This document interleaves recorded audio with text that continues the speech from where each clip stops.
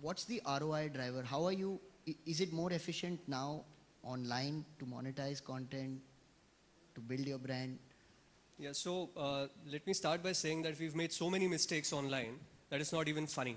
I mean, if my boss were to know exactly how many mistakes I've made in trying to market online, I would be sacked overnight. I was assured this is not being recorded, but it is. So. Let me just stress upon three aspects of online. Number one, a lot of times we've ended up using it the wrong way. Yes, FB page, yes, a blog here, a blog there, really doesn't give you the ROI. Let me cite a very clear example to you. We aired Agnipath, the Hrithik Roshan one, a month and a half back on Zee Cinema.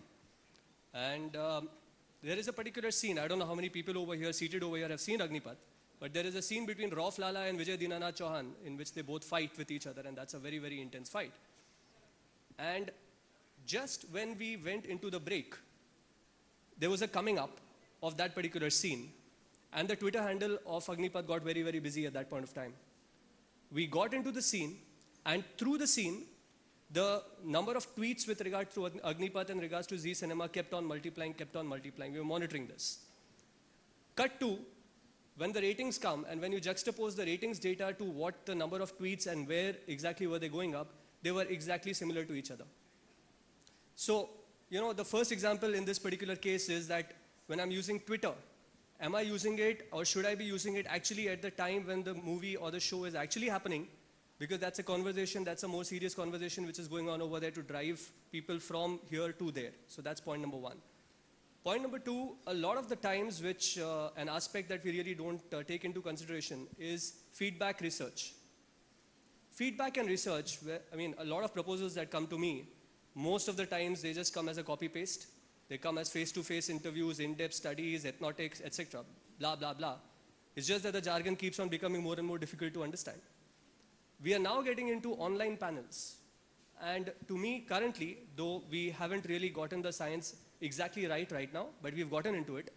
In terms of online panel, how many people are in that particular panel who give us a feedback on a particular promo of a show that we are going to be airing, or the concept of a show that we are going to be airing? And that to me comes at the best ROI that is possible. That's point number two.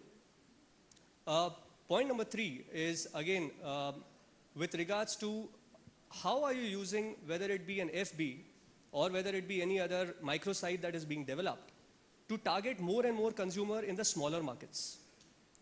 The first interaction of that consumer with the web today in a lot of small markets is actually happening on the websites.